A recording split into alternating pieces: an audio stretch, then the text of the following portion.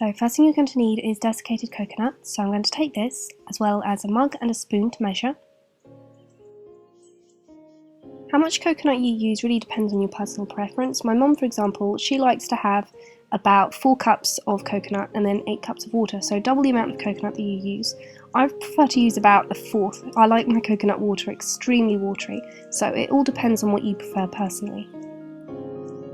So I'm going to be putting half a mug of coconut and then filling the pan 4 times with that exact same mug.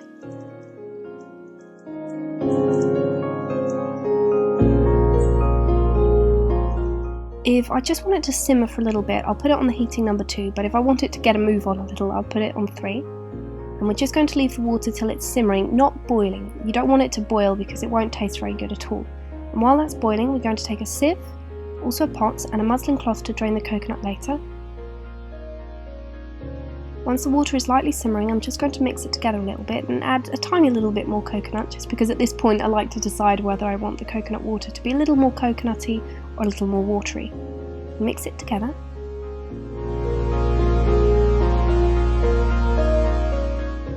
Next, with a hand whizzer, I'm going to mix it for 5 minutes. Now, if you don't have a hand whizzer, what you can also use is the same kind of tool you would use to use milkshake, which is exactly the same thing. It all depends on what you have to hand, but this is what I have to hand, so this is what I use. And I'm going to mix it for 5 minutes. When I'm done, I'm going to take it out and clean the hand whizzer. I'm going to take the pot and strain the coconut milk through the muslin cloth.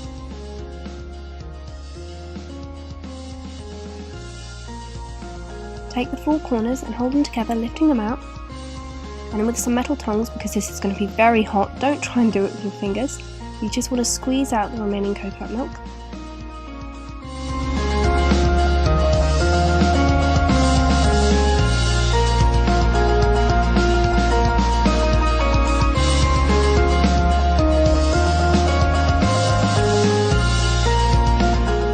I'm going to put the coconut milk on the side and just leave it there to cool down for a bit, and then later on I'm going to be using this for cooking so that it all gets used again.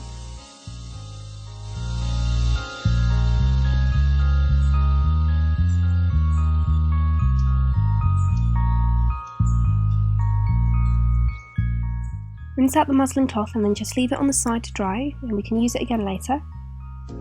And then just take the coconut milk and start making whatever drink you want. My favourite being chocolate milk, so I'm just going to fill a coffee maker actually, because I don't drink coffee, but I use it for my coconut milk. So I just pour that in, and then add a little bit of Ovaltine, and that's it, you're done. Easy.